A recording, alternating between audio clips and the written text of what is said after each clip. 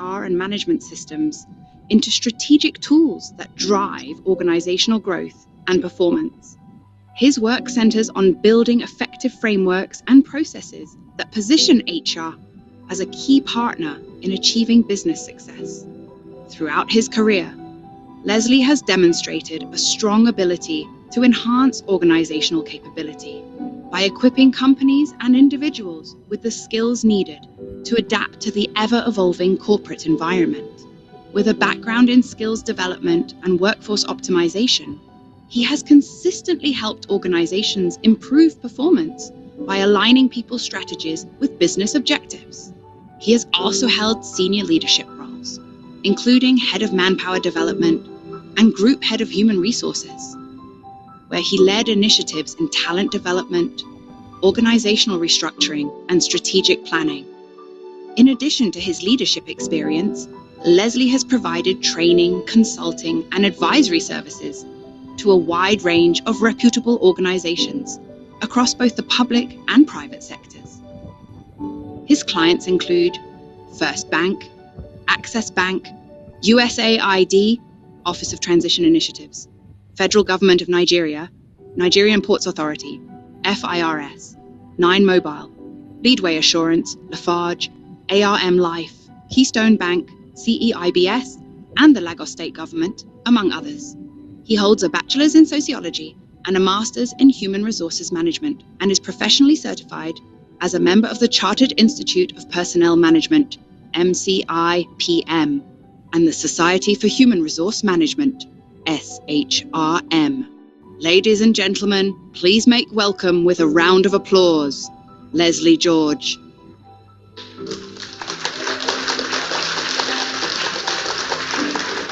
Let's make use of the chat room. Warmly welcome our guest speaker. We need a resounding applause. We need a resounding applause. Oh, good evening. All right, thank you, everybody. So Leslie, over to you, please. Hello, good evening. Good evening, everybody. Thank you for having me. This is it's interesting to be here. Okay, let's see. I want to put up my slides.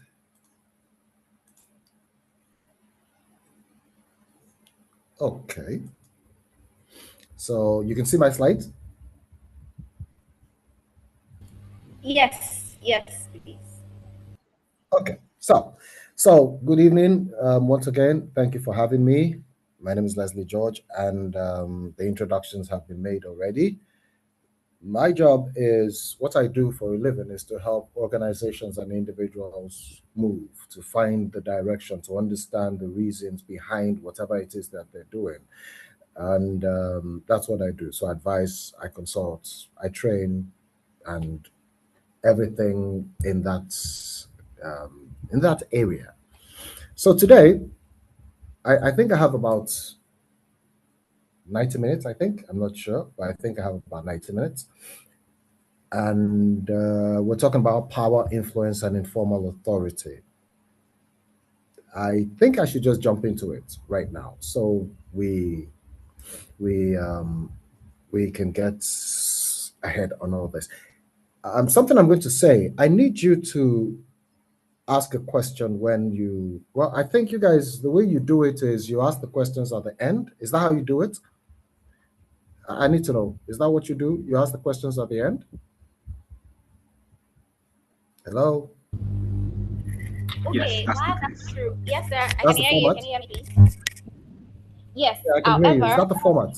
Questions asked at the end. Yes, please. Go on. Okay. All right, cool. Okay, so that's cool. I just have to track certain things is why I'm asking. All right, so let's talk about power, influence, and informal authority. Within organizations, you have what you describe as the structure itself, and then you have what we call the formal structure and the informal structure. The formal structure are the structures of the organization, or the structure of the organization as enshrined in the organizational policies and all that guide the processes, the procedures, and all that. Okay. And then the informal structures are those aspects of the organization that they're not backed by policy, they're not backed by anything within the what you describe as formal organization, but they exist. And the reason they exist is because of one thing I'm going to tell you right now. Everything within an organization, everything, every policy, every plan, every project, every idea, every initiative, everything within an organization is first informal before it is formalized. Let me repeat. Everything within an organization, every decision, every policy, every, you name it, it is first informal before it is formalized. And a lot of people don't understand the complexities within an organization when it comes to the informal structure. The informal structure is actually what supports that formal structure. While it is difficult for some people to wrap their minds around that, it's the informal structure that keeps the organization running as it should. Because the kind of things that you can get done informally, so to speak, are the kind of things that create and strengthen the foundations and the structures and the pillars of the formal organization structure. And as we go along, we're going to talk about that, and I'm going to expound on certain things. Okay. Um, the reason I was asking about the question is if you wait till the end to ask questions, I may say something that um, I may not remember why I mentioned it. And if we wait till the end, I may not remember why I mentioned it. So when you ask a question, I may not be able to address the question as I should. But don't worry, I'll try and track it as we go along. Okay? So, um, so the question is, what is power in an organization? Let me ask, maybe two, maybe three people. What is power in an organization? What would you say power is in an organization? Anybody? Anybody? Anybody? What is power? Because it's something we talk about a lot, and it's something we mention a lot. Okay, we talk about power a lot, but let me ask: what is power within an organization, within organizational context? What is power? Anybody?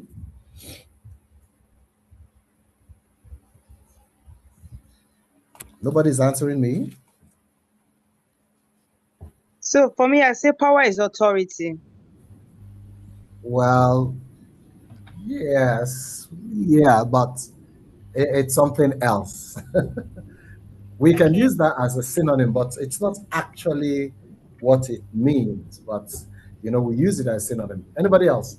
Who gets what, where, Of course, and there are how? responses in the chat. Someone said, who gets what, where, and how? Peter said, power is who gets what, where, and how. Victoria mentioned power for me is one with authority. Okay. Anybody else?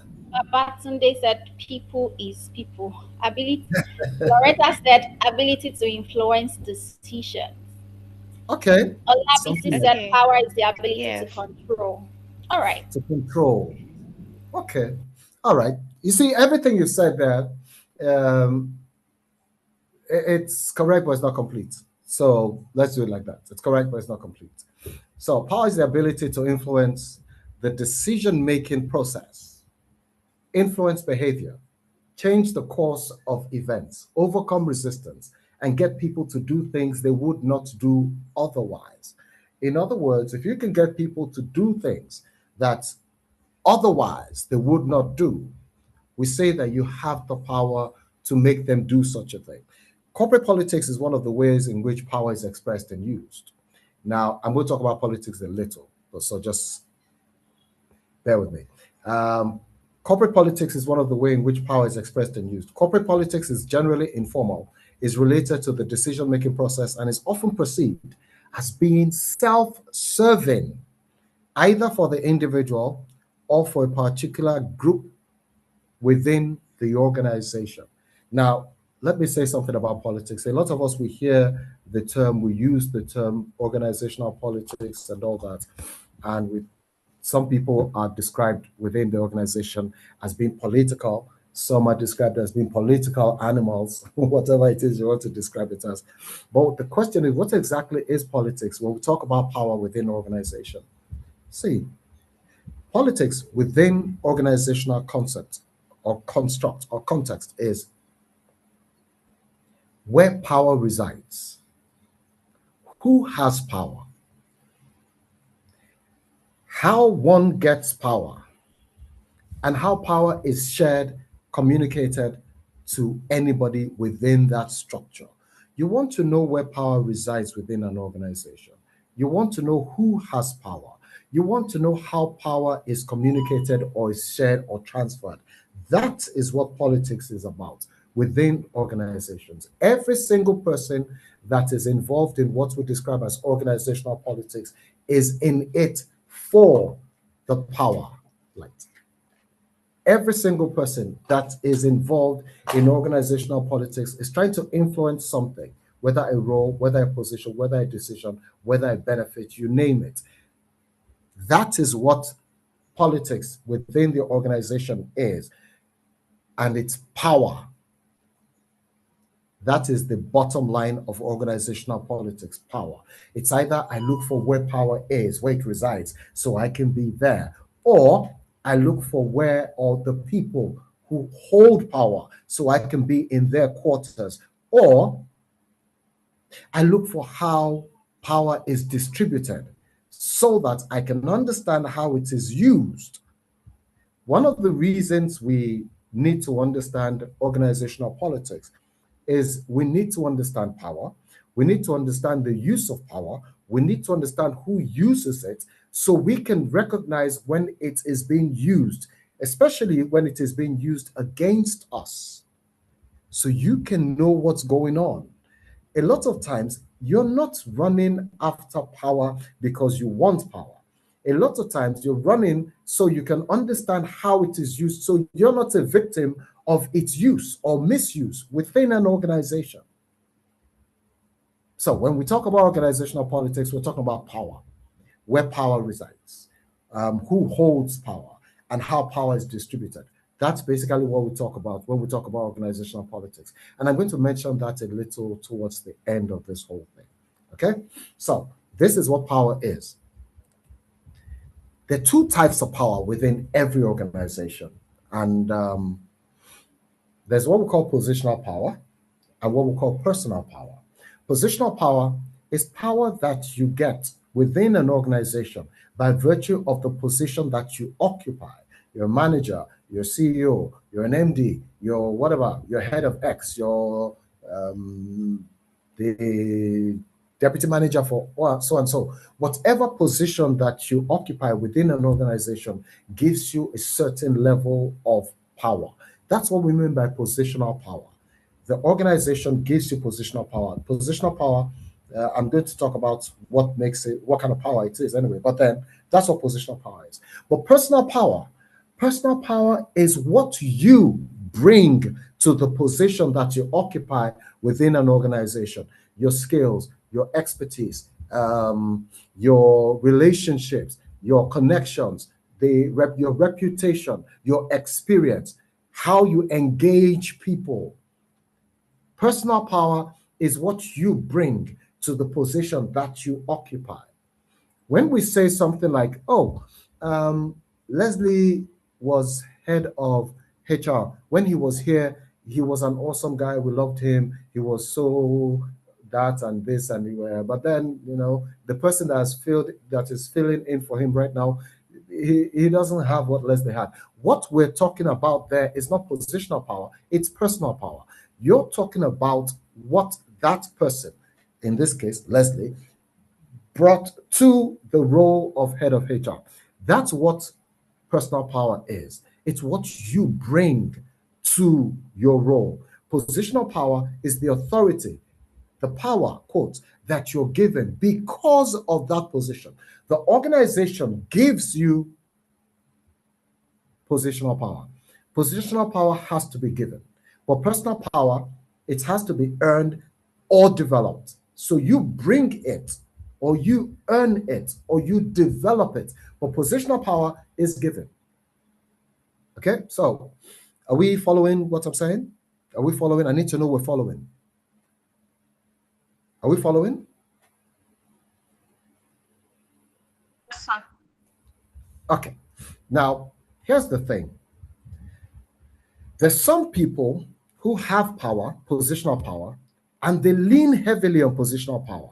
That's where the problem is with some leaders and some people in power. For example, you hear one person that is always threatening to fire you, threatening to query you, always threatening to withhold some kind of benefit or whatever it is. Those people are leaning heavily on positional power because they lack personal power.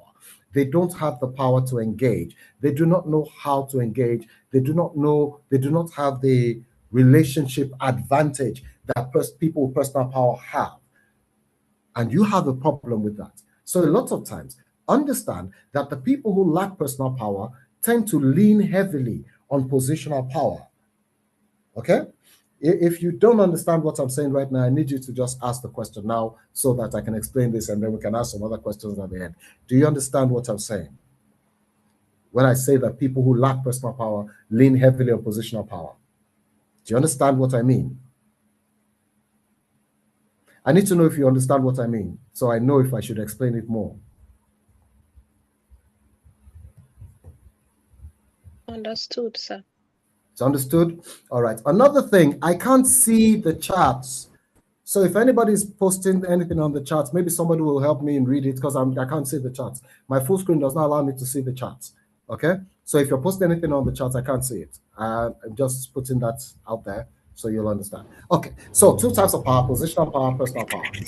If you are a person who doesn't know how, you don't have people skills, you don't know how to engage, you don't know how to build relationships, maintain, sustain, and utilize relationships, you don't have any of those skills, all those people, social skills, you lack reputational advantage and all that, you will lean heavily on positional power because you don't have the kind of things that will make people say, oh, we know this guy, we like this guy, we follow this guy. There's something about this person that we like. Okay? So those kind of people lean heavily on positional power. And it's a mistake. But we will talk about that. So 2 types of power. All right, sir. Okay. Before you proceed, there's a question regarding the point Please. you just made. All right. Blessing said, how do you justify the thin line between positional and personal power? Personal power. There's no thin line. There are 2 things. They're 2 different things. The reason they're 2 different things is this. See, you can have a person in a particular role. By virtue of being on that role, they have positional power. Now, what do they do? How do they engage? How do they build? What kind of reputation do they have? All those things will determine whether they have brought what we describe as personal power to the role. So it's not a thin line. You have positional power, that one is given you. But personal power, you have to earn it. Personal power, you have to build it. So when you say thin line, I'm trying to see how we can actually say there's a thin line between personal and positional power. There's no thin line. A lot of people actually demonstrate positional power, and the kind of people who demonstrate personal power, they are the kind of leaders that you know, that you see, that you like, that you say, oh, this guy's competent, oh, this guy's smart, oh, this guy cares about people. Oh, those are the kind of people that actually demonstrate personal power. So it's not a thin line, it's actually clear. But there is a mix. Yes, you have positional power by virtue of position you occupy. You have personal power because that's what you bring to the position. So we can see it like that, but it's not as if they're, like you say, a thin line. There's no thin line. It's 2 things, or it's one thing when you merge it, or it is 2 things mixed together, whatever it is you want to say. But it's not a thin line. It's clear.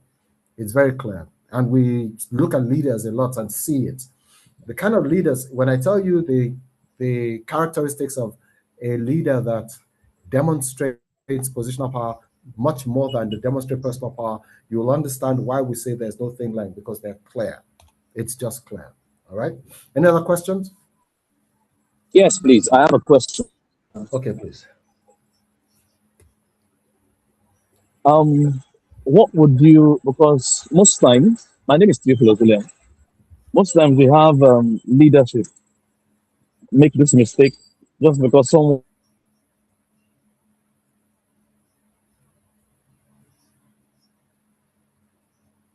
I can't hear you.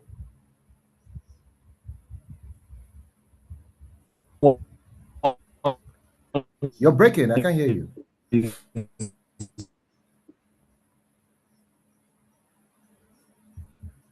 You're breaking.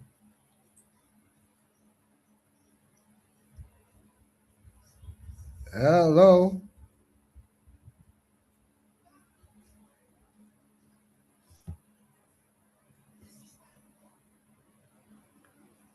Hello. I can't hear you. People can go ahead. Theophilus probably has his internet disrupted. Okay. All right. Okay, can I say something, sir? Please go ahead, please. Okay, so I'm thinking that if a team leader, for instance, feels insecure about maybe how well their subordinates are doing, Okay. does that mean the person lacks personal power? No, insecurity is not a lack of personal power. It Okay. is a lack of self-awareness and being able to project that self-management and self-leadership. When you're insecure, Okay. it means that you're uncertain. That's what that means. And it's not a Okay. lack of personal power. Okay. Thank you, sir. All right. Anybody else? Can I move on? You can move on, sir. All right. So in the late 50s, early 60s, we had these two social psychologists who did this very interesting. They wrote a book and they did a whole lot of research about power within corporate organizations and all that. And they came up with the concept of the 5 bases of power. And over time, it has been expanded to 6. There's sometimes you see it as 7, 8, and all that. But there are basically 5 bases of power. There's legitimate power, reward power, coercive power, expert power, referent power. All right. And this is basically what it is. But a lot of times you see it as 6. Hello, sir. Can you reshare your screen, please? Can you see it moving now? Can you see my screen We can't moving? see. You can't No. see. No, Okay, we let's Not see. yet. Okay, let me see if I can reshare. Just hold. Screen.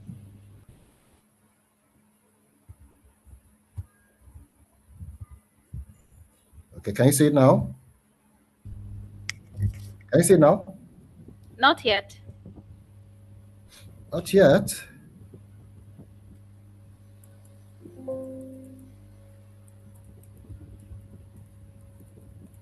I've reshared it. I actually stopped and shared it again.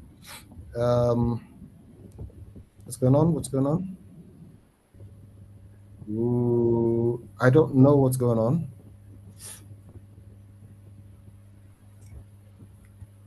Let me see. It keeps going off. Why does it keep going off? Share. Okay, can you see it now? Can you see it now? Yes, sir. Okay, I can see now. Okay. Oh, All right. it went off again. It went off again. Yes. Why is it going off? Okay. You know what let me give me a minute. Let me send the slides to who should I send it to? Let me Praise, send it to please. somebody so you guys can All right. can upload it over there. Is that okay? So somebody else can upload it. I don't know if it is me or if it is the whole thing. Is that all right? Can we do that? Yes, that's fine. You can send it to me. Oluwashola. Okay, Shola. Okay, so let me send it to you. Let me do that now. Just hold on. Give me a minute.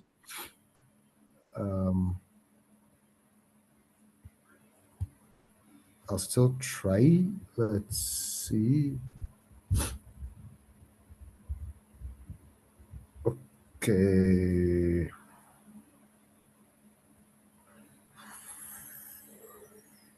Sorry, just give me a minute. Compose.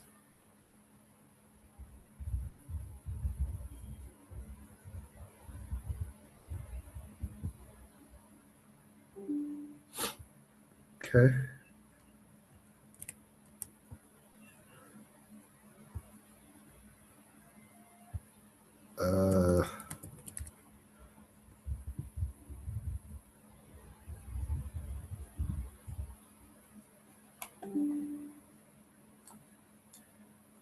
Touch.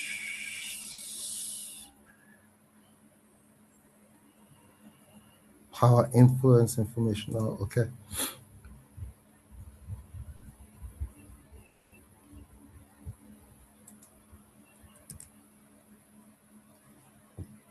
Okay.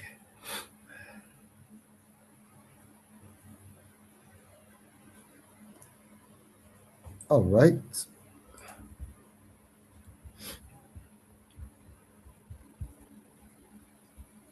Just give me a minute. Give me a minute. Give me a minute. Give me a minute. Screen.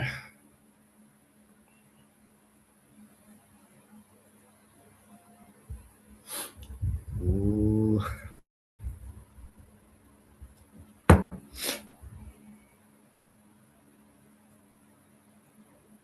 Inshallah. Let me see where you. There.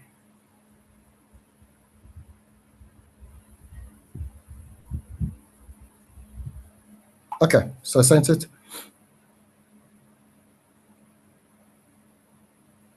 Yes, and I'll share my screen now. Okay, I sent it. Okay.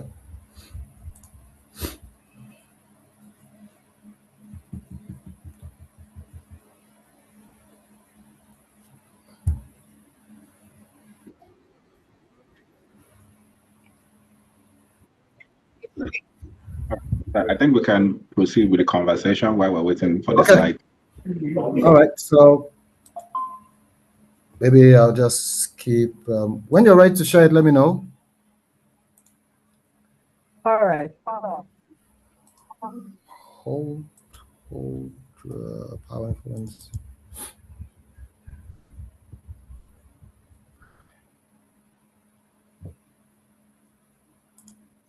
Okay, so I was talking about the basis of power.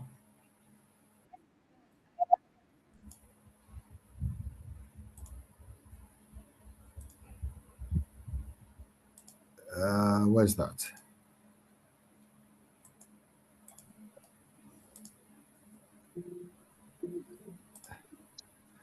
Okay, so I was talking about basis of power. And I said that the 5 bases of power, legitimate, reward, coercive, expert, and referent. And I'm going to explain what they are. Usually there are 5, but then sometimes you see 6, sometimes you see 7. It's basically but a lot of times it's one broken down into several. So we have legitimate, referent, expert, coercive, reward, and informational power. And I'm going to try and explain that. Rashada, when you're ready, please just let me know so I can turn off my own display since I'm explaining something. So the first type of power that we have when we talk about the basis of power, the basis of power are where do you get power from within an organization?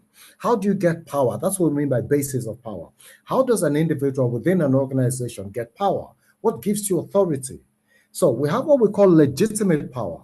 Legitimate power is the authority or power that an organization gives you because of the position that you occupy.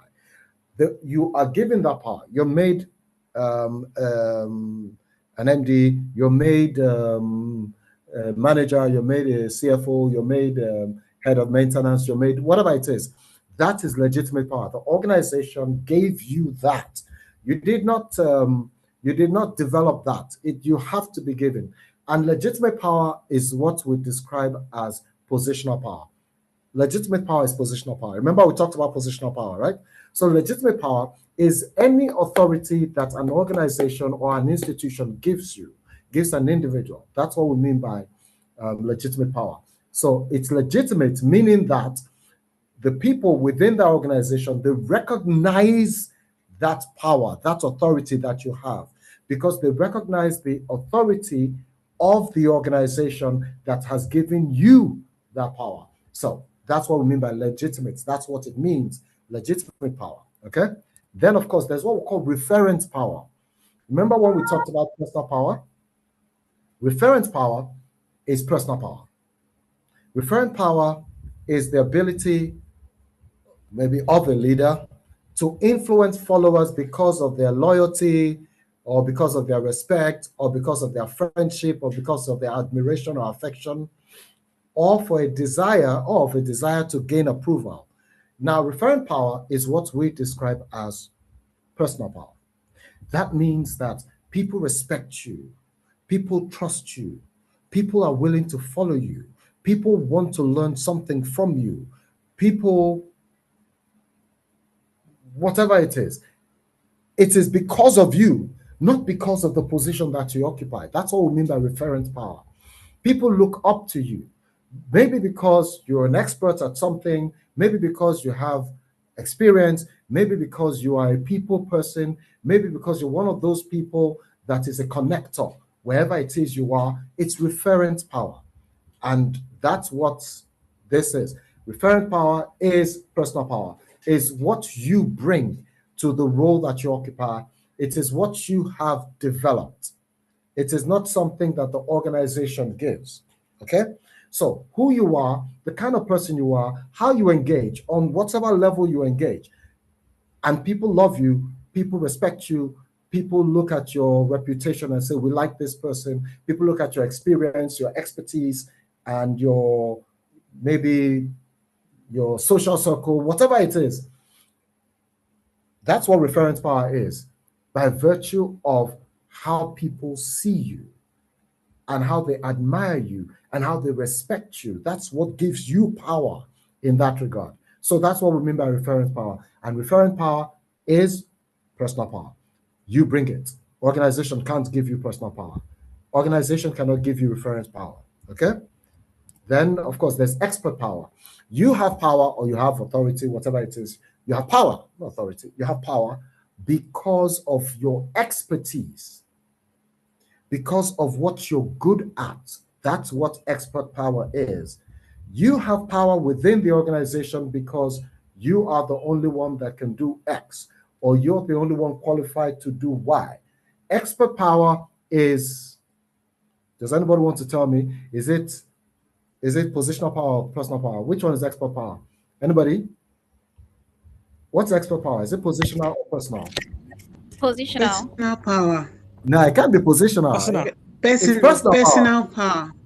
Yes, it's personal power. Your expertise, it's yours, it's you. You bring it to the role, you bring it to the role that you occupy. It's personal power, okay? Expertise is personal power. Now, sometimes we have people who are experts and they misuse their power because maybe they are the only ones who can do X, or maybe they are the only ones that the organization depends on to do a certain thing, or the only ones who are able to do a certain thing, and then they take advantage of that and they become draconian in that regard. They are acting anyhow, and then they are, that's a problem in itself. But expert power is personal power. They can't take it from you. Unlike, I will demote you. An organization can demote you, but when you have expert power, they can't take that from you. That's why we say it is personal power. It's something you bring, okay? Then there's coercive power. Coercive power is simple. I have the power to punish you for doing X or for not doing X. That's coercive power. Do this or else. That's coercive power. And coercive power comes from what? What does coercive power come from? Is it personal or positional? Positional. Anybody? Positional. Positional. Positional. The Positional. concept is positional. Coercive power comes from positional because you cannot have power over people if the organization has not given you power over people. That's basically what that is. Okay. So coercive power is positional power.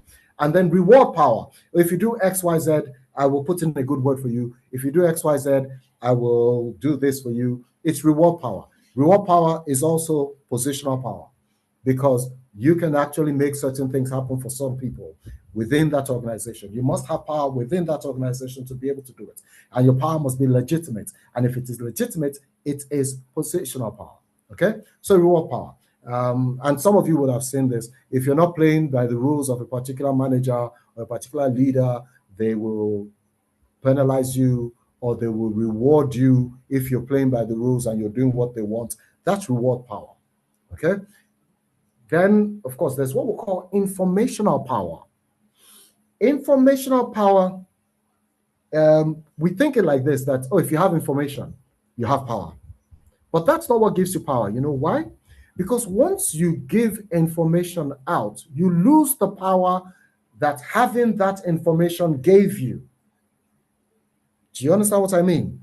For example, if I say, I know where we can find so and so, and I don't tell anybody, you keep coming back to me to say, where can we find it now? Okay, let's pay you so you tell us, and let's give you XYZ so you tell us. Okay, that's the. But once I tell you, I lose that power because now I'm not the only one who knows where to find X. Everybody else that I've told know where to find X. So I don't have that power anymore. Once you give information out, you lose the power that having information gives you.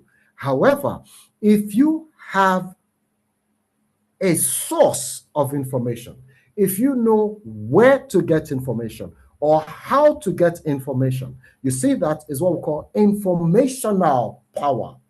And it is personal power. It's not positional. If you know how to get info, if you know how to get whatever it is that we need to know and all that, you can't lose that. You can lose it if it's just information you have and you tell us it's gone. But when it is informational, meaning that I know where I can get info, I know how to get information, I have the source of information, I know where the people or the people who have it know me, meaning that I am your connection between, I'm the connection between you and the information you're looking for. I have power automatically. That is informational power. And informational power is personal power. It's something that you bring to your position. Okay? It's something you bring to your position. So are you following? I need to know you're following. Are you following? Yes, sir, we are. All right. Interesting.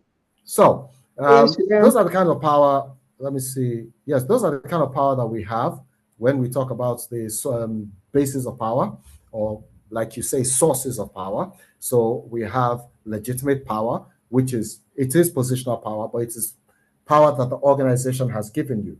Now, while you have legitimate power, coercive power is legitimate power.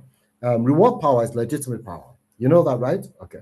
So, and then of course, reference power, which is personal power. Expert power, which is personal power. Coercive power is positional power. Reward power is positional power.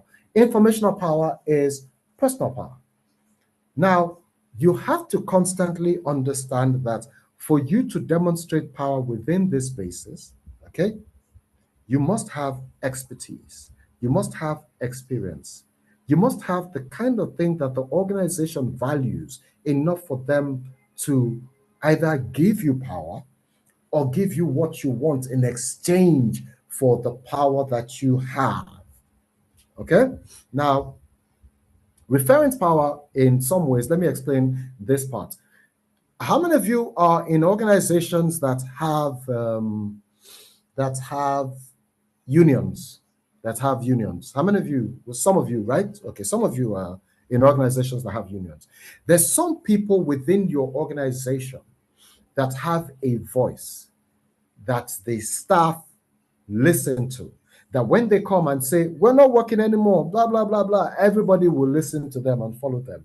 If the organization wants to do something they call that person or those people, sit them down and talk to them and tell them that this is what we want to achieve. This is what we want people to know or be able to do or whatever it is. And then they tell these people, and then they task them with getting people to follow, to listen to whatever it is. You see, those people, they have what we call reference power because they have the ear of the organization. People trust them. People will follow them. People will listen to them. It's reference power in that regard. They don't have to be leaders. They don't have to be in charge, but people listen to them. You must know people like that. Every once in a while, you'll meet somebody like that. They are not in charge, but even the people in charge need them because they know that people listen to them. Okay? So, let's talk about influence a little. Influence. Wait, before I leave this place, is there any question you have on the basis of power? Any question? Legitimate, coercive, reward, referent, informational, expert. Do you have any questions? Any questions? No questions? Okay. No All right. question. All right, cool. So let's talk about influence a little. Influence, I really don't have a lot of time to explain certain things, so I'm just going to go through and okay, because like what we're talking about right now, there are things that go deeper, but I can't go into those things right now. So let's just do. So influence refers to the power or capacity to indirectly affect the behavior, development, opinions, or actions of people or things. Please note, the key word here is indirectly. So influence refers to the power or capacity to indirectly affect the behavior, development, opinions, or actions of people or things. It often involves shaping outcomes through reputation or prestige rather than direct force. When you have a person that can get people to move, that can get people to agree, that can get people to down tool, that can get people to say, oh, okay, we agree with you. We will do X. Whatever it is you say, we'll do. Because they listen to him, because they trust him, because he has a standing, a good standing with them. You see that person has influence. Now, here's the thing. Influence is usually indirect because when you're influencing people, you're not getting them to, for example, they say that, take for example, if I say Grace, for example, I say Grace is bad influence on some people, okay, at work. What I'm saying is some people at work look at Grace and listen to her and follow her cues and do whatever it is she is doing, and they want to be like her. That's what we mean by influence. Grace is not telling them, be like me. Grace is not telling them, break the rules or break policies or whatever it is. She's not saying anything like that. It's just that there are people who listen to her. She has a voice. They respect her. And because of that, they will follow. That's what influence is. You cannot influence people by telling them to do X. No, influence is the reason they will listen to you. Influence is the reason they will follow you. That's what influence is. That's why we say it is indirect. It's never the fact that I say do X, that becomes an order. But when it comes to influence, it is usually indirect. Okay? So through my reputation or my prestige, there are people who will want to follow me because, it's LG. If he says so, it is so, or some crap like that, whatever that is. That's what influence is. You're the kind of person that is talking to people and saying things or doing things, and people look at you and they take cues from you. You are influential.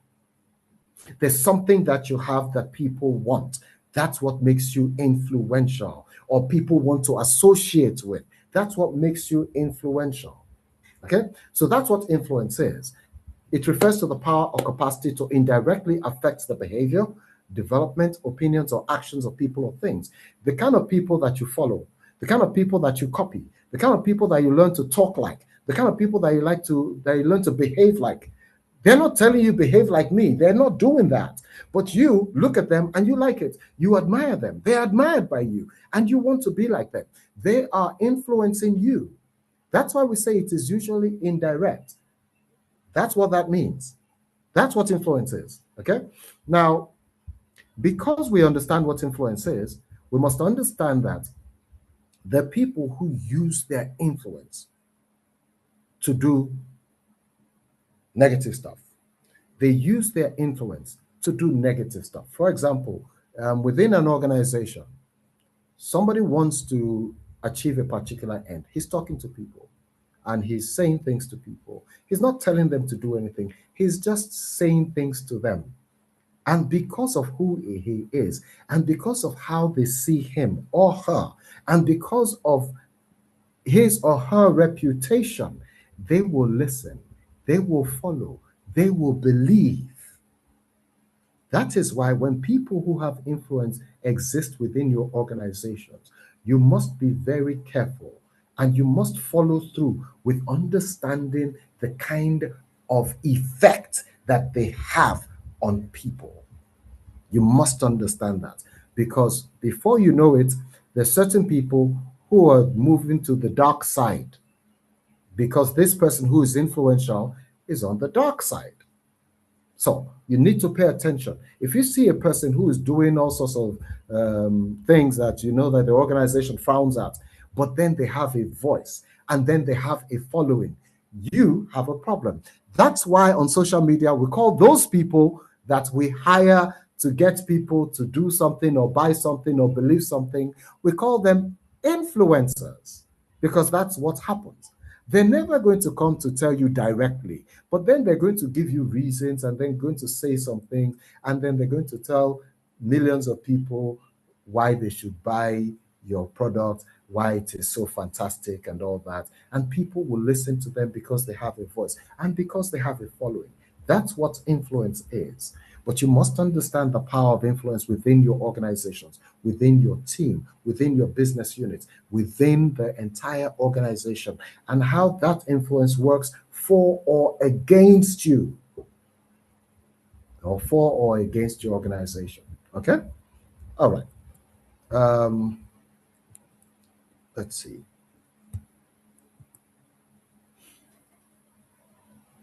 So there's something we call center of influence. An individual is what we call the center of influence. But what kind of individual is that? Can you can see my slides? Can you see my slides? Yes. Okay, Yes, good. please. All right. So when we say a person is a center of influence, it is someone who has significant credibility. Please note, credibility. That means people believe them when they talk. Okay? Trust. People trust them. And connections. They have credibility, they have trust, and they have connections in your network, within your organization. They're often characterized by this criteria. In other words, the first thing is they're respected and recognized as an authority in their area of expertise. So when I come and I say, look, man, I've been doing this for 25 years, you listen to me because I have experience, because I have built a reputation, because I have expertise in whatever area it is. Okay? So they're respected and recognized as an authority in their area of expertise. They have and maintain an extensive network. They know a lot of people. They're connected to a lot of people. They have strong relationships across various groups and industries. They are people connectors, always connecting people who will be of value to each other. So somebody will say, Leslie, do you know anybody in GE Venova? I need to connect with somebody there. And I say, okay, I know somebody. Let me call the person. And then I'll probably send you their number. Leslie, do you know somebody who is that kind of thing? You know people and you are connectors. So people recognize that you know a lot of people. You become a connector, because they will call you and ask you, I'm trying to get somebody in MTN. Do you know anybody in MTN? Oh, yeah, I know somebody in MTN. Let me give you a number. That's what a connector is, okay? So they have and maintain an extensive network. They have strong relationships across various groups and industries. They are people connectors, all right? They are seen as trusted advisors. People go to them to get advice. Their perspectives and opinions are valued and respected. Their perspectives and opinions are valued and respected. And this person has a willingness to advocate and go out on a limb for people or ideas. They're willing to put their reputation on the line for you or for a particular idea or for a particular cause. So that's what you call a center of influence. That's the individual you describe as a center of influence. Someone who has significant credibility, trust, and connections in your network. They're often characterized by all the different things that we have mentioned. You become a center of influence when you build trust, when you build reputation, when you build a network, and you are a connector. You become a hub. People listen to you. They know that you're an expert. They see your expertise. They see your experience. They see your reputation, your standing amongst people. They see that you are respected and your opinions matter within circles. You are described as a center of influence. Those are the kind of things that you aspire to. When it comes to power within an organization, you must become a center of influence because people listen to you, and you can get other people to listen to you or get other people to listen to other people because you have a following. And you must have a following. You must be respected. You must be reputable. And you must be able to hold up your reputation in a way that people will know that, okay, this person is reputed for X or reputed for Y. We know this person for so and so. We trust this person when it comes to X, Y, Z. And you must maintain that. If people listen to you, if you have a voice with people, you must be able to determine why you have a voice. Why do people listen to me? Because when you determine that, you will understand how to use that, how to maximize that, and how to maintain that. Okay? You must be able to understand if people follow you, you have a following. Understand why you have a following. Understand why people follow you. I learned something last year from social media and observing social media influencers and all that, and people who have a large following on social media. Every once in a while, you hear that, oh, one person has lost, he lost 2 million followers in 24 hours. He lost 200,000 followers in 24 hours. And you're wondering, how did he do that? The reason he or she lost that many people was simply because they didn't understand the reason people were following. Sometimes we lose sight of the reason. We don't know. So we do the kind of things that actually counter or come against or compromise the reasons we are followed. And then when people see that, is that Leslie? Is that what Leslie's saying? Or is that what Leslie did? They stop following. The reason they stop following is because they realize that you are now the opposite of why they are following. You must understand that if you want to be a center of influence, you must understand why you have a voice and why people listen to you and why you are reputed. You must understand it so that you can maintain it, so that you can keep it, so that you can build it, so that you can keep it stronger, so that you can become more entrenched in that. It's like making friends. People gravitate towards you. They like you. Understand yourself. Understand why they like you. If they like you for the wrong reasons, the day you will decide to do the kind of thing that you would normally do in whatever situation you're in, they tend to say, oh, he has changed. But they like you for the wrong reasons. If you're a leader, for example, and let's say you're a manager, and you're one of those people that will give your subordinates or your reports a second chance, a third chance, a fourth chance. They come, they do whatever it is, and you say, don't do it again. They say, okay. They've understood that that's the kind of person that you are. They like you for that. They will follow you for that because they benefit from it. If you're the kind of person that they will come to and say, my mother is sick, I need 5 days off, and you say, okay, take 5 days off. And then you, the same person that just took 5 days off, you come back and you say, oh, my sister's daughter is sick. We took her to the hospital. We're going to be there for 3 days. And you say, don't worry, take time off. You see, because you are a person who is laissez-faire and you're free and you do whatever it is that they want, they will follow you. But they're following for the wrong reasons. Because the day you decide that, I can't keep doing this kind of nonsense, it is sending the wrong message. They stop listening to you. They stop following. They stop admiring you. They stop. So always make sure you know why people follow. Always make sure you know why people gravitate towards you. Always know why why people like you. If we're going to vote for somebody and we say we want to vote for the most liked manager or the most liked leader within our organization, and they vote for you, ask yourself why. Is it because you're a people person, or because you're the kind of person that they can get away with a lot of things with you? Okay? So, center of influence. That is how we become a center of influence. You need to understand that. Okay? So, secrets to successfully using power. How do you use power? Now, please, let me say something.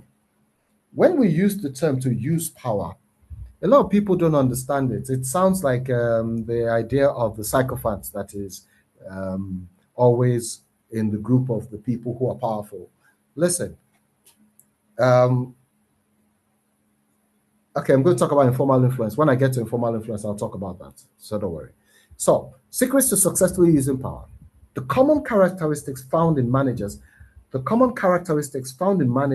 who use their power successfully.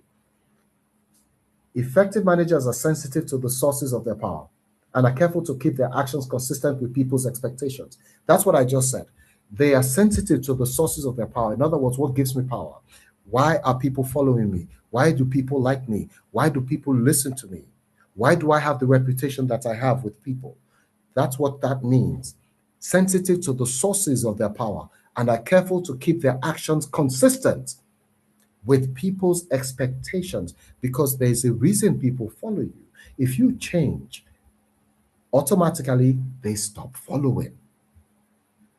You don't have that power when it comes to people anymore. Good managers understand at least, Good managers understand at least intuitively their basis of power. In other words, is it legitimate power? Is it coercive power? Is it reward power? Is it referent power? Is it informational power? That's what we mean by they understand their basis of power, and they recognize which to draw on in different situations. In other words, which of the sources of power do I turn to that I have in a particular situation? There are situations in which you're going to have to use reward power, for example. There are situations in which you're going to use reward power because you want to motivate people. You want to motivate them. You want to motivate them into doing or becoming or moving in a certain direction. So you turn to reward power. Not coercive, reward power. You want to talk to people. You want them to be able to come to you if there's need, if they need advice and all that. You're going to turn to reference power. So the question is, which of those bases of power that you have, because you can actually have several bases of power, okay? Your sources of power can be more than one, right? Now, which one of them do you turn to in particular situations? You must understand which one do I turn to in a particular situation, okay? Now, you're also aware of the costs or risks of having a certain influence or power. You also are aware of what we describe as the costs or the risks of either having it or using it. Sometimes you have to use it, and it is not always the best situation. For example, there are times when you have to do something, but it is It's not something that's going to be popular, but it needs to be done.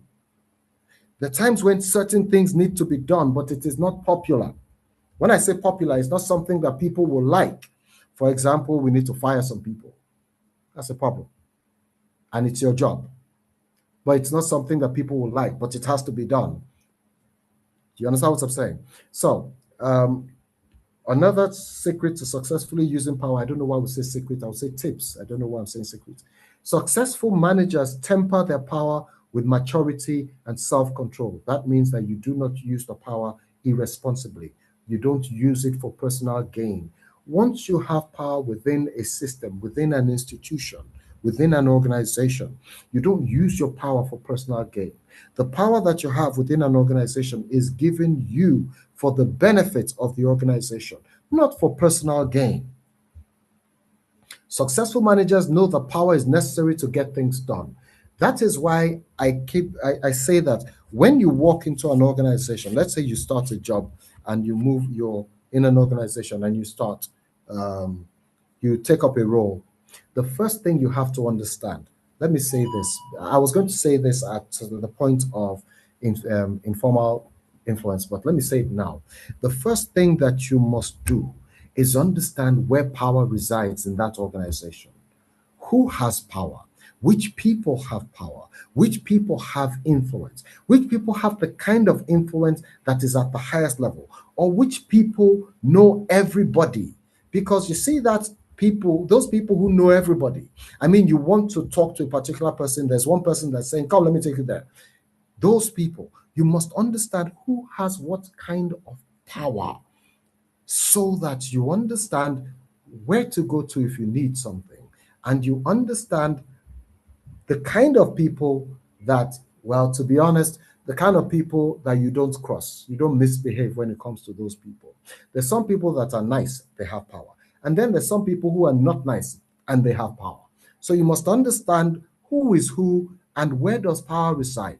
Which enclave within that organization does power reside? So that when you're creating relationships and creating connections, you know the connections that you need to create. Listen, you need power to get things done. If you're one of those people that say things, look, I just go to work, do my work, and I do my work and go home, you will go home eventually because you don't understand that you need power to get things done. You need power to get things done. Think of when you need to, you're presenting a project or an initiative. You're going to have to get the buy-ins of people. But you see those buy-ins, you don't get them at the meeting where you're doing the presentation for it. No, you get those buy-ins and it is informal. You're talking to different people who have power to say yes, to influence it. That is one of the reasons you need to recognize power within organizations and recognize the people who have power, so that when you need to get things done that you can't do by yourself and your own level of influence cannot get it done, you need those people. You need those people rather. Managers, successful managers know that power is necessary to get things done. Okay? All right. Let's talk about informal authority. At the beginning, I said that everything within an organization, everything, every decision, every project, every initiative, everything is first informal before it is formalized. The informal channels within organizations are the most powerful because they create the basis for the formality and all the things that are formalized. I want to do something. I'm thinking, okay, this is the idea I have and all that. I'm first going to talk to certain people informally. And I say, Dave, hi, how you doing? We need to talk. Okay, so I go to Dave's office and I say, Dave, this is what I'm thinking. I'm trying to see how XYZ, and we talk about it and we discuss it and we're fleshing it out and all that. I'm like, okay, cool. That's cool. Then I go and I put it in writing and then I formalize it. But it's always Informal first. When I talk to Dave, I talk to someone else, and then somebody else is telling me, man, you have not considered so and so and so. And I'm like, wait, oh yeah, that's true. I haven't looked at that. All this, building this whole thing is informal. It is not formalized yet. Everything you do within an organization is first informal because you need to create a basis before it is formalized.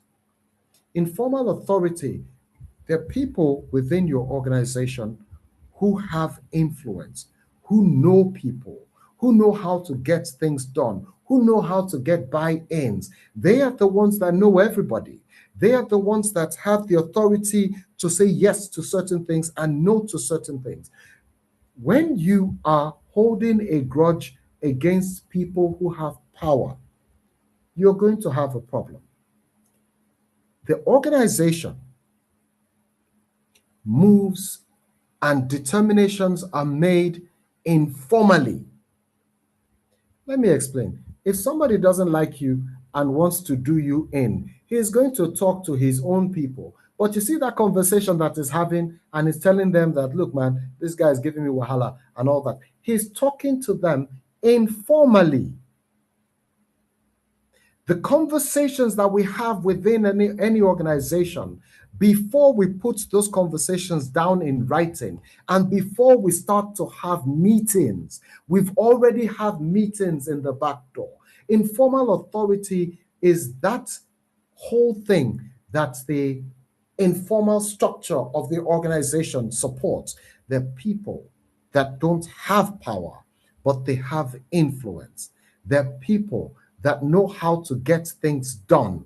And those are the people that are at the back end of everything that is happening within your organization. Recognize the informal structure of power and authority within your organization so that you don't think that there was a time I was talking to somebody. I wanted to do a training for them, and it was a big thing, a big deal. And I was talking to a particular person, and I was talking to the person like a month. I've been talking to the person, a month and a half, 2 months. I've been talking to the person, and somebody else told me that, honestly, this thing that you're talking about, why didn't you talk to Dele? I said, Dele, who's Dele? He said, so that's the guy that gets everything done. That's how he said it. That's exactly how he said it. That's the guy that gets everything done. And I'm thinking, oh, okay. Now, Dele is not CEO, he's not COO, he's not CFO, but Dele has influence. In that informal structure, Dele is at the top somewhere. The CEO is talking to him. The CEO is calling him and saying, Dele, let's talk about so-and-so. Those kind of people are the people you need to know. Those are the people that you need to know, because there are times when you get into some very difficult situations and you need to talk to people who can talk to people. You need to recognize who they are. If you don't recognize that, you have a problem. The informal structure of the organization is what everything formalized is built on. Know people. Know people who know people. If you don't know people who know people. I say this thing to salespeople a lot, and marketers who say things like, I want to meet so and so. I have a target for 2 billion and I need to talk to some people. Listen, you may know people who have 1 billion to give you, but you don't have access to those people. You have to know people who know those people enough to give you access. If you just know that, oh, this person has 1 billion, let me go and talk to him, and you keep going there and you go to boat club and you go to country club and you're chasing them about the whole place, you don't get access. There's no access. Access is when you are talking to a person who knows them enough to take you by the hand and take you to this person and say, this is my guy. Please, he has something to tell you. That is access. Access is different from I know him. Do you have access? A lot of times you see marketers, or when we're doing networking, all the situations in which we network, somebody gives you their card. They just give you the card. For example, the CEO of a particular or the group managing director of a particular corporation gives you his card and walks away, you have a problem. Let me explain what the problem is. You see that card that he gives you and walks away, you're going to call that number and nobody's going to answer you, or you will call and somebody will pick it up and all that. But if he wants to give you access, he is going to write his number on the back of that card. That's access. That's how that works. When you are within a particular organization, recognize the informal authority that exists. Recognize the people who have the authority, the power within that organization, because it is the informal structure that creates the basis for everything that is formalized. If you get in trouble, you're going to run to a particular person. You see that conversation you're going to have with that person, it's informal. It's not formalized. It is not documented. It's not written anywhere. It is within the informal framework of the organization. But that's where things get done. Do you understand what I'm saying? Don't be the kind of person who comes to work, does his work, and go home. Do not, because you're going to lose. You need to know certain things. You need to know certain people. You need to understand certain things. And you need to understand your basis of power, the authority that you have. What gives you authority? You can actually be manager, so and so and so. But then there's somebody who reports to you that is more recognized within the system than you are. If you find a person who is below you in ranking, but the person has influence in the informal structure of the organization, you need to use that. You need to recognize that and use that. Do not start to hate them and start to say and all that, and you want to show that you have power or you have positional power. Personal power is stronger than positional power because personal power carries you past positions. That is why my own direct boss, I have access to his own bosses. And you get what I'm saying? Because of the kind of person I am. That's the kind of thinking. That's the kind of thinking. You see, your boss, your direct boss, yeah, he's there. But the kind of relationships that you're building, the kind of ladders, the kind of stairs that you're building within that organization, it takes you above him or her. It takes you beyond his or her own influence. The kind of people that know you by name, that's the informal authority, that structure that you want to belong to. Know people who know people, respect people. Whoever it is, respect them, because what makes them powerful is not so much as the position they occupy. In a lot of ways, it is the people that they're connected to. And one day, you may just need that connection. You may need that hand holding to the kind of person that you need to meet. When we talk about power, understand the basis of your power. Understand what gives you power and understand how to build it, to deepen it. Understand how to use it effectively. Understand how to not lose when the ball is in your court. Talk to people who understand these things clearer than you. Talk to people who understand the structure better than you. Long and short, this is how I say it. Don't be stupid. That's the long and short of it. Be smart. Be a thinking person. Understand what needs to get done, how it needs to get done, who it needs for it to get done. All right? Okay, because I can go on and on and on, but I'm not going on anymore. Questions?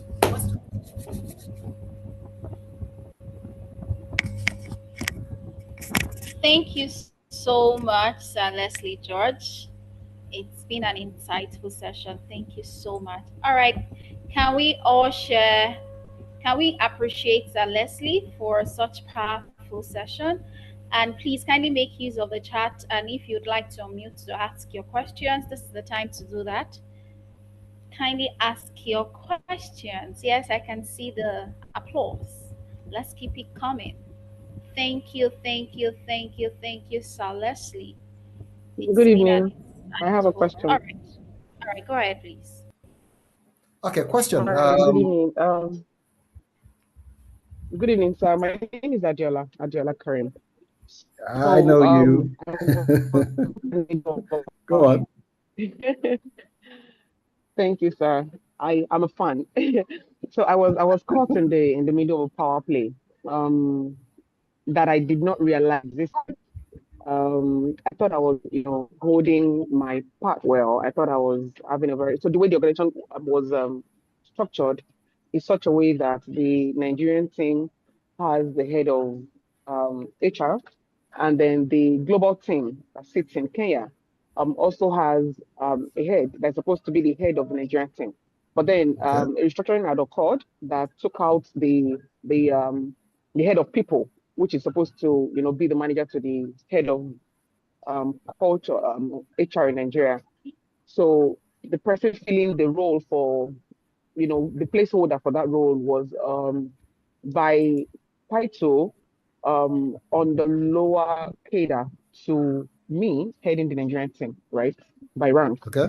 So I did not realize that I didn't realize that she didn't like me. I didn't realize that she felt threatened by my initiatives. When we have meetings, when we have our HR meetings, it was always so good and nice, and she never complained not once about me. She never told me that she had any issues. I never got any, not a query, not a warning letter, not an even informal discussion, not any form of warning that she had any issues with me. It took some teams in Nigeria going over to Kenya to have um, a retreat, global retreat, to come back to tell me, oh, you have an issue with this person. What's going on? So I was stunned. I was lost. I couldn't quite understand what they were saying. And I'm like, I've never had any altercation with this person. They've never had to tell me anything. It was always good vibes, beautiful discussions. She was always applauding my ideas and opinions. So I don't understand. So by virtue of her role, she interacts directly with the CEO, right? Because she's a placeholder for the head of people, but she wasn't called the head of people.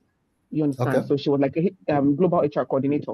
So, but it was sort of, she was the only person that was sitting in Kenya at the time when the head left. So she understood how to carry on from there. So they did not restructure in such a way that would make me, interact directly with the CEO. Basically, I have access to him, but not he will not come to me for HR related Okay. Okay. discussions or opinions. So the, the, the high and low is a restructuring happened, which I know that it wasn't supposed to impact me, but it impacted me, right? And I know that it was the backlash of whatever she had felt about me. So my question now, sir, is how do I ensure that I'm not caught in such web again? How do I make sure that how do I know when someone is trying to play power politics with me at work? How do I avoid such Uh, situation in future? okay. Let me explain something that a lot of people don't think. We don't think it, not because, oh, we're wrong or we're stupid. No. We don't think it because we forget that we're dealing with human beings. It's people that we're dealing with. And human beings, they don't, you can't actually determine what a person is thinking. See, when you have a person who is above you, okay, within an organization, if you have an idea, you have an opinion, you have an initiative, you go to them and you say, "Oh, this is what I was thinking. I thought I should run it by you. Maybe we can flesh it out, or you have some, advice for me, or whatever it is." You know why? Because then you are acknowledging them. When you keep showing up at meetings and sending them stuff and making it seem like I am doing, I have, I am competent and all that, there are lots of people who are small in their minds. They see you as a challenge or a challenger. They see you as competition because a lot of them, they're thinking in their minds that if they are not coming up with these bright ideas or these brilliant ideas or these brilliant perspectives, and you're the one coming up with it, it's making them look like they're not as good. and they take it personally. Listen, you don't have anything to lose. Oh, there's this brilliant idea that you came up with. Oh, we can do XYZ. You run it by them first. You say, I said I should run this by you before I even start to flesh it out, or before I even start to share it with anybody or talk with the CEO or whatever it is. I'm thinking XYZ. Make it sound like you need them. Make it sound like you need their input. Lay out the thing and tell them what the thing is. If it is something that seems like probably they don't understand it and all that, lay it out in such a way that they grasp the idea. See, people are finicky. Always remember that. Some people are small in their minds. Always remember that. Every time you are dealing with people and they are above you, do not ever make them feel like you are more competent. There's some people that are waiting for you. They expect you to show competence and show skill and show all that and show expertise, but it's not all of them. It's not all of them. If you don't leave room for them to advise, if you don't leave room for them to contribute, if you don't leave room for them to say, oh, okay, I think if you add so and so, it will be, if you don't leave that room and open that door, they tend to believe that you are showing them that you're really skilled and you're really good and all that. Oh, you don't need my input. Okay, that's good. That's the idea. That's the idea. And I've always wondered, when a person is like that, there's jealousy, there's threats, they're threatened, they're all that. I wonder how they communicate all that to leadership. And then leadership says, yes, it's true. I'm serious. I always wonder, how exactly do you say these things? Because everybody is seeing what you're doing, and they see that you're skilled, and they see that you're competent, and they see that you're good at what you do. But because this person says X, they agree. You have to ask why, which is why you need to create relationships in such a way that when one of those people have an ought against you, they're going to talk to one of the people that you are connected to, and that person is going to come to you and say, what's going on? You need to fix this, or whatever. Do you understand? But always leave room for people who are above you, who may be small-minded. And you can't tell till they behave like this. Like you're saying, you did not know because everything seemed like it was cool. And that's the problem. Everything will seem like it's cool till they start to stab you. Not in the back, in the front. So, always create room for them. Make them believe that their input is important, that what they think is important, and all that. Give them credit and say, something you said the last time we had this meeting was what birthed this whole idea. If they ask you, what did you say? You say that, I can't remember at the time, that was what created this whole thing. Oh, give them credit, because those kind of people, that's the kind of thing that they're looking for. That's the kind of thing they're looking for. Victoria, wait, Dela, did I answer your question? Yes, you did, sir. Just that the only bit here, I never took anything to the leadership myself. It was always through her, But it is. That's what I'm saying. I already got some insights. Thank you, sir. Yeah, it's not even you bypassing her. No, it's the fact that, you see, the thing is, when a person feels like they're threatened, when they feel like they're threatened, okay, don't make them feel like they're threatened. Make them feel like whatever it is their idea, or their input is what has made it what it is, and all that. Always do that. Let them feel like, okay, this person is serving, quotes, my interest. That kind of thing. Do you understand? And build strong relationships in the power bases within the organization. Because when you have people like that, they can destroy you and you will not even know. Okay? That's the thing. Victoria. So much. I gained a lot. I found myself jotting a lot too. Why you can unmute your mic, please. Victoria. Kindly She's ask your talking. question. She's He's talking. unmuted. Okay, go on, please. All right, thank you, sir. Thank you for the section. Now, my question is almost similar to what Adiola just said. Now, in my case, I took over from someone who they at some point pleaded that she shouldn't leave, and she still insisted that she had to leave. And when she left, I took over. A lot was bad in the organization, which with my own um, expertise, I came in and had to put things in place. Now, this was a marketer turned admin. Like she didn't have the experience. So she was more like into marketing more than the administrative role. But when I came in as an HRO admin personnel, I had to do a lot in the system. At some point, it was kind of overwhelming. Now, while she was out, she was looking for every avenue to spoil or to tarnish what I was doing. I didn't know till the words kept coming from diverse angles. And I drew this attention of my boss towards it, telling him this is what is ongoing. So he doesn't look like I'm putting more effort into what I'm doing and someone out there is spoiling it. And he kept raising abusive words towards her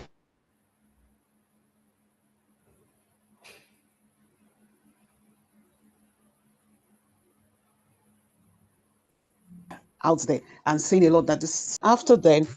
Um, Hello, sir, can you hear Yeah, I me? can hear you. I'm hearing you. Okay, at some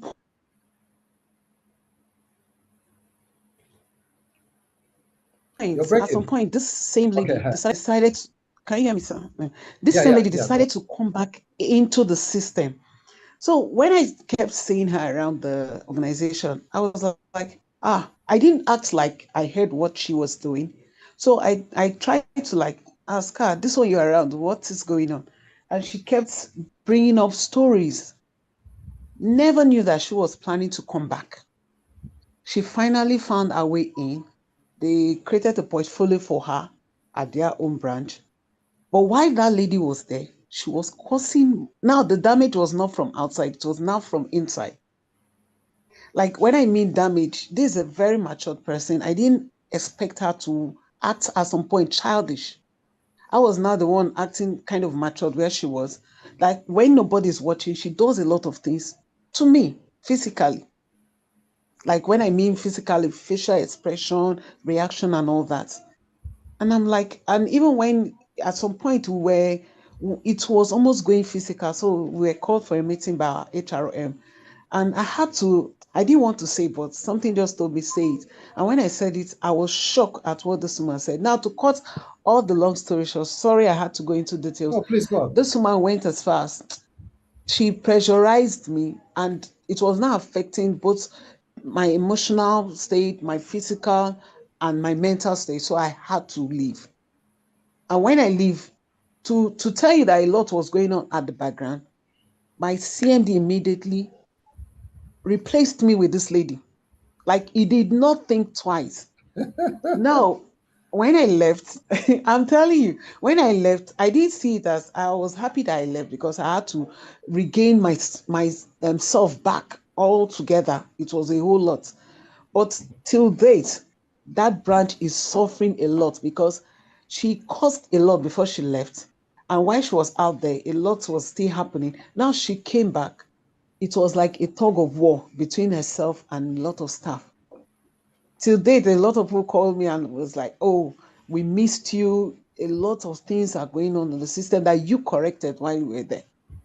So in this case now, narrowing back to what you said, is it part of what's it called, personal or positional power? Because Yeah. I can't really place Your her in problem, both. the problem you Thank you, sir. had, the problem you had was not with her. Let me explain. The problem you had was with leadership, the people who allowed her to return. And they didn't want you there, which was what was giving her the impetus to do, to say, to behave. They did not want you there. As soon as you said you were leaving, they put her in your place because that's what they wanted to do, but they couldn't just fire you. And it was a good thing for them that, oh, okay, she's going, thank God. You need to know that it wasn't her. Let me explain something about organization dynamics. Everything that happens within an organization has to be allowed in some corner, in some enclave of power. It has to be allowed to happen. People don't just get up and do. Whatever it is you're doing has to be allowed. What she was doing was allowed. If they asked her, if she said she was leaving and they begged her, don't go, and then she chose to go, and then you came in and you were correcting all the things that all the things that had gone wrong and all that. For her, it's a personal thing. But the problem is it that the organization did not realize that she caused a lot of problem, that they wanted her back? There had to be something, there had to be a reason they wanted her back. There has to be something that is of benefit to that business to have her back. So it's not you, it has nothing to do with you. However, where you are matters. The organization that you're in matters. The kind of people who are in that organization, it matters. You need to be able to recognize where you are and what's going on. Forget the power play. If the people who have the power are the ones that are playing it against you, you're not going to survive. You're not going to survive. So you need to understand where you are and understand the kind of people that, because some things don't happen because somebody wants it to. In organizations, things happen because leadership allows it to happen. That's how it is. She went, she came back. They wanted her back, is why she was back. So there's some people in the background who was making or who were making that happen. It wasn't you, and it had nothing to do with you. So don't think that too much. But here's the thing: with people like that, you don't deal with them. You don't confront them. Listen, you don't confront them. You just keep letting them behave the way they're behaving. And every time they're behaving that way, they're showing themselves and they're showing their hand. That's where the problem is for them. They're going to show their hand. And once they show their hand, everybody sees it. So it's not you that is revealing who they are. They start to show who they are. And once they start to show who they are, that's when you will know if there are powers behind her. Because then, when she starts to show who she is and everybody's seeing it, and then she still has support, you know you're in the wrong place. You know immediately that you're in the wrong place. You shouldn't be in that place. You should not be in that place. But it's not you. It is the system. It is the people who actually are running the system. Not you. Not you.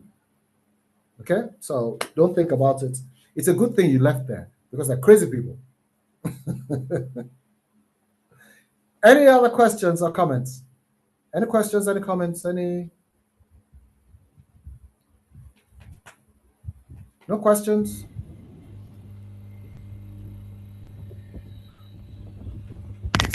All right. Do we still have anybody with a question? Okay, so I have a question here, sir.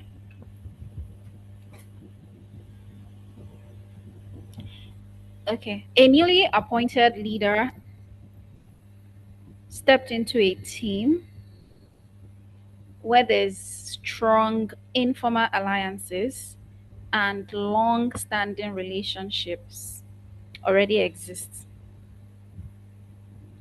What should the leader do in the first 90 days to understand the real power dynamics? 90 days is too long. See, in your first month, what you're doing is acknowledging the people who are on that team. When I say acknowledge who they are, acknowledge the role that they have, acknowledge the relationships that they have built, acknowledge that, all those things. who they are, the roles that they occupy, their expertise, how good they are at what they do, and the relationships that they have built in that team. You must acknowledge that. You must not come to say, I have come to lead you and change things. No, you will come to say, I have come to join this team of experts of whatever. You make them believe that you need them to succeed. You have to actually make them believe that you need them to succeed. Otherwise, they have the power to sabotage you. They have the power to sabotage you. You can't succeed in that place if you're trying to do the, oh, I'm a leader, I'm in charge, I'm your boss. You will lose. So first things first, acknowledge who they are, acknowledge their expertise, acknowledge that relationship that they have built, and let them know that you need them to succeed. You have to earn their respect. You have to earn their trust. You have to build trust in that regard. Okay? Two things. When we talk about trust in this regard, let me say it. You see, your people, the people that you lead, they must um, they must work for you. You must build trust for them to actually say, okay, we trust this person. But they have to earn your trust. But in this case, it is not earning your trust that is important. It is you building trust, getting them to trust you, getting them to allow you into their tight knit circle. That is the first thing. Do not try to make it seem like I said, I have come to run this place. No, make it seem like I'm here, but you guys, I can't get anything done if you're not helping me. If you're not bringing your expertise to the fore, I'm going to lose. You understand? I need you. And you know I need you because you guys are the best in this thing here. And you've been doing this for long together. I don't know how this is done in this regard. Yes, I have expertise, but my expertise has to fit in what you've already established in this place. And that's how this thing needs to work. It can't work otherwise. That's what you need to tell them. Otherwise, you're going to fail. Don't struggle, don't fight, don't do any of that. Just be humble. Otherwise, you will fail. Thank you very much, sir. I'll quickly take the last question in the chat. It says, I would like to ask, how do I manage a leadership who abuses power, using company resources for personal gains? They also don't like it when you document happenings that concerns their conduct. You are in the wrong place. Let me say it first. You are in the wrong place. See, like I said, things that happen, those kind of things happen because they're allowed to happen. And they're allowed to happen because the people who have power are the ones who are making it happen. You don't have power in that place. You can't document it because they know what they're doing. And they know that you documenting it is a problem. You, except you've told yourself that, oh, I want to stay in this place, you have to toe the line. You have to do the kind of things they want you to do, the kind of things that help them get done, the things they want to get done. You can't actually be a straight arrow in that regard. You cannot be the righteous man in that regard. You have to do the things they want for you to be in that place and still exist and survive.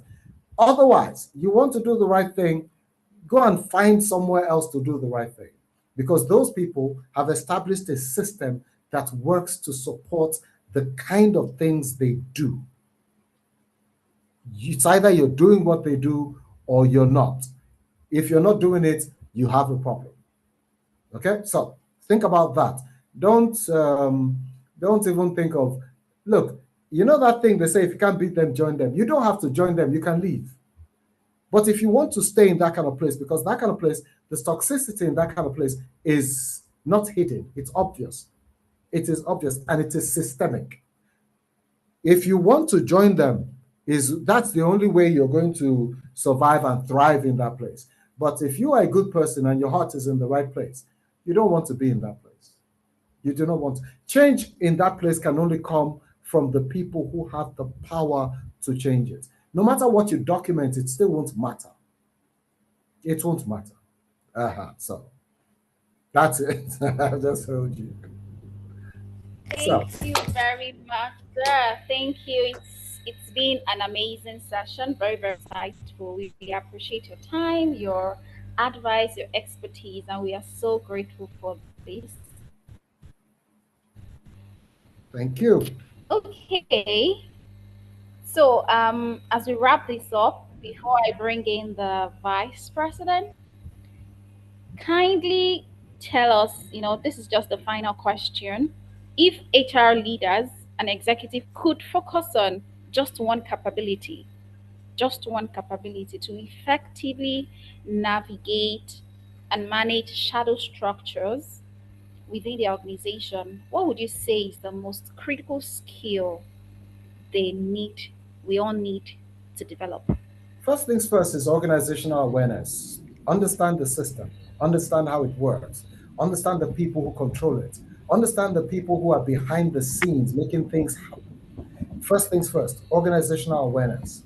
Then you have to actually be the kind of person who builds, maintains, sustains, and utilizes relationships. You have to build relationships on every level. When you establish what is going on in the organization, you will understand how to connect on whatever level you're connecting. Be the kind of person who is everybody's friend. Let me explain it. Be the kind of person that is connected to everybody. If I need to talk to, if I need to talk to a particular person within the organization, I walk to their door, I knock on it, and I say, "Boss, how are you doing now? Do you have a minute?" I should have that kind of access. That's what I mean by be everybody's friend. Be able to walk to any door and knock and say, "Hey, boss, good afternoon. Can I talk to you for a minute?" And they say, "Yeah, come in." That's the kind of relationship you need to build. When you are in that kind of place, people respect you because you respect them, because you acknowledge them. A lot of people are small minded. Show them that you respect them, show them that they are important, show them that, do you understand? That's the idea. Because some people in leadership, they're up there, but they are the worst of their kind. And you wonder how they got there. A lot of incompetent people are up there. A lot. And I see them often. I see them often because my job really brings me to talk to people at the top there. A lot of them are the CEOs, the MDs, the COOs, the head of this, the head of that, group head of this.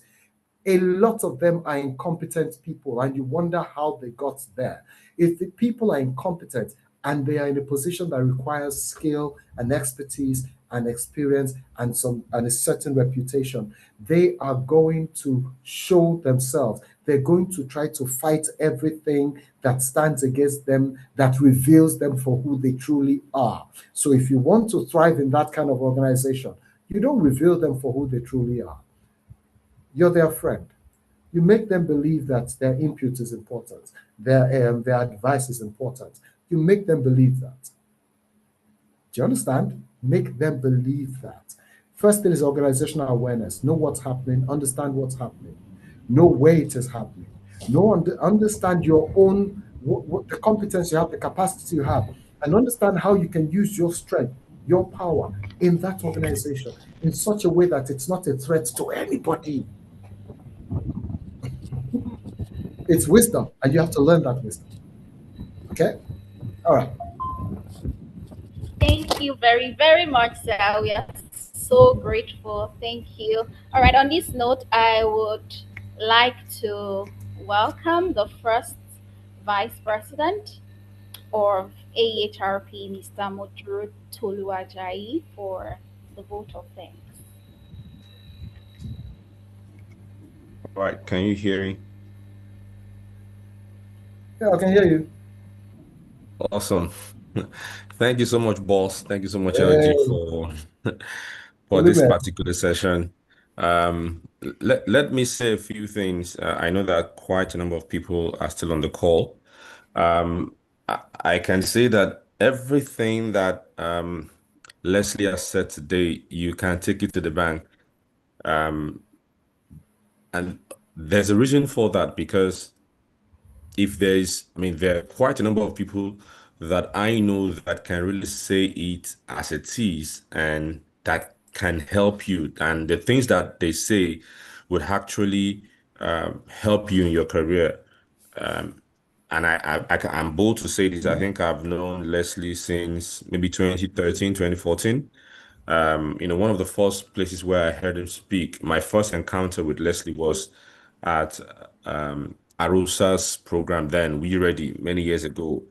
And Yeah, he really. was, yeah. And it was the things that he said then, the things that I learned that I still practice today. One of the things that Leslie said then was that it's not your boss's duty for them to it's not your boss's duty for them to know you or know how you work. It's for you when you get into an organization to know, how your boss prefers to work and all of that. And just that and a couple of other things I've learned have helped me in my career as I move, especially with this topic that we're having now, just navigating the structure within organizations. And it couldn't have come at a better time because in this practice of HR, there's the art and then there is the science. The heart there has to do a lot with people. And when you're dealing with people, you need to know you need to understand power, influence, and authority. I want to thank you so much, LG, for sharing with us. I think in some quarters, I'm sort of toying with the idea and I'm asking, maybe there needs to be an enlarged kind of session where we can layer these all concepts, especially because you get to a certain point in your career as you're moving from mid-level to senior and executive that it's not so much about the technical knowledge that you have, but how to navigate the nuances of influence, authority, and power dynamics within the organization, how to build that. You said something that power, when it comes to personal power, you must know how to build it. And so the building of it, I'm sure there's a science and a heart to it that everyone needs, especially those who are senior level and those who want to begin to play with board and all of that. That needs to be properly taught. And so maybe in the future, we'll be able to come to that arrangement and to see if it's something that would really worth a while. But thank you so much on behalf of the Global Advisory Body and the Board of Trustees. I want to thank you for sharing your expertise, your experience, your exposure. I'm sure all of these, they are not just things that you're facilitating, they are things that you come across daily in your work and the kind of people that HR leaders would be interfacing with as much as they want to drive the organizations to high performance. So thank you again, LG, for your time. Thank you for your expertise. We really appreciate you. Thank you so much. And I want to thank everyone that has stayed on the call. Please do remember again that the AEHRP annual conference has already been determined, the time, the date, and all of that. So please start telling others, start telling your colleagues, your friends about the conference. It's going to be mega. Let's start making appropriate financial investments as the case may be. All right, over to you. Thank you, everybody, and over to you, Grace, as we wrap up this session. Bye. All right. Thank you very much, sir. Thank you, Mr. Jai. We appreciate your presence. Thank you very much of that.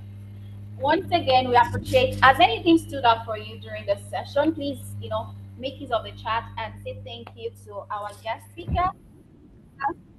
Tell him thank you. Tell him exactly how this learning session has benefited you and the learnings you're going to apply in the workplace. Thank you, Mr. LG. We appreciate your time. We appreciate your contribution to enriching the community. We are super grateful. Thank you, thank you, thank you. Thank you to everybody that has stayed up until now. We appreciate you. Thank you, thank you, thank you, thank you. We can't say thank you enough. This is a beautiful experience, and we are glad we have you to be part of this. Thank you. Thank you. Thank you. All right. So please, like our first vice president has mentioned, kindly talk to your colleagues, professional colleagues, that, oh, our annual conference is upcoming, so as to begin registration. We look forward to having you, and we can't wait to stay connected as well. So please follow all our social media pages for upcoming learning sessions and other engagement. Thank you, everybody. We look forward to seeing you at our next learning session. Do enjoy the rest of your evening. Cheers. Bye. Bye, everybody. Bye.